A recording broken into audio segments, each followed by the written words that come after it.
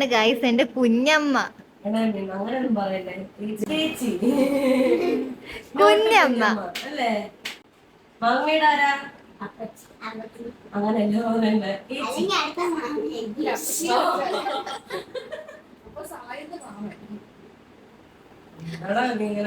എന്റെ കൊച്ചച്ഛൻ അങ്ങ് കണ്ണൂരിന്നാ. കണ്ണൂർ കൊച്ചച്ഛൻ.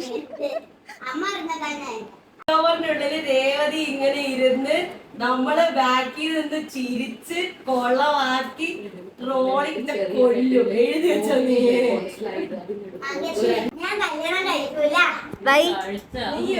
വാങ്ങുകയും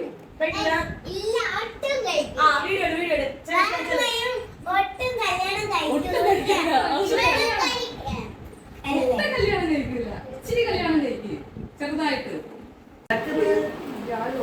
ഇങ്ങനെ പോയാ ഞാനൊരു കല്യാണത്തിന് ഇങ്ങനല്ലേ?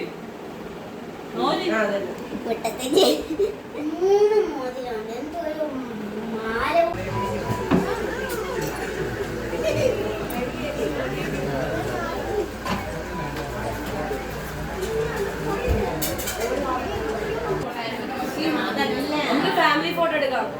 ഫോട്ടോ എടുക്കുമ്പോ അയച്ചു വിടണേ.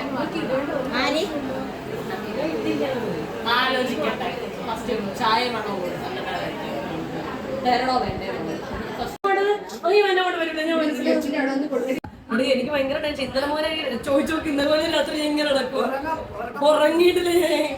കല്യാണത്തിലെ ടെൻഷൻ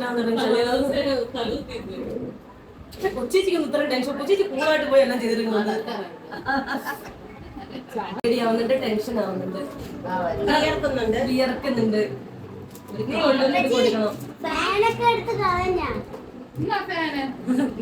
എനിക്ക് അവസരം വരും. നിങ്ങളുടെ കല്യാണം ഞാൻ ട്രോളും പണ്ട് വീട്ടില് വളർത്തിയ മീനെ പൊരിച്ചു തിന്നതിനെ കുറിച്ചൊക്കെ ഉള്ള അഭിപ്രായങ്ങൾ ബ്യൂട്ടി പാർലർ ബ്യൂട്ടീഷ്യൻ ഞാൻ പൈസ കൊടുക്കുന്നു. അല്ല, ഫിഷ് ടാങ്കി ഇരുന്നതിനാണ് എടുത്ത് തിന്നത്.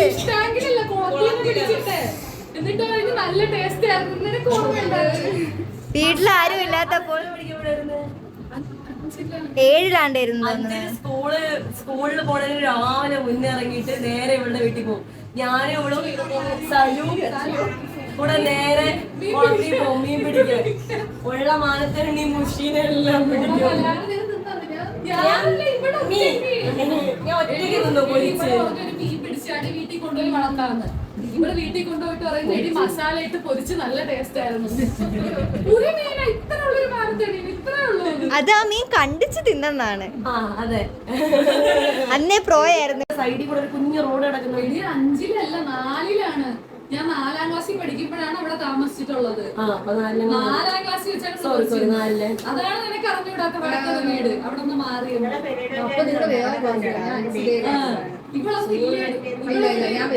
നീ മേരിയുടെ ക്ലാസ്സിലായിരുന്നു.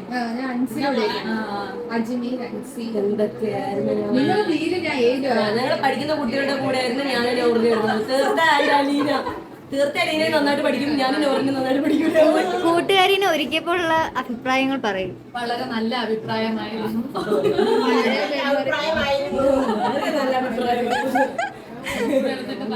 ഒന്നും പറയാം. കൂട്ടുകാരി നല്ല രീതിയിൽ ഒരുക്കി. കൂട്ടുകാരിനെ ഒരുക്കാൻ കിട്ടിയതിൽ ഞാൻ അഭിമാനിക്കുന്നു. സ്നേഹമുള്ള മകളാണിത് അല്ലേ മകളെ? അതെ.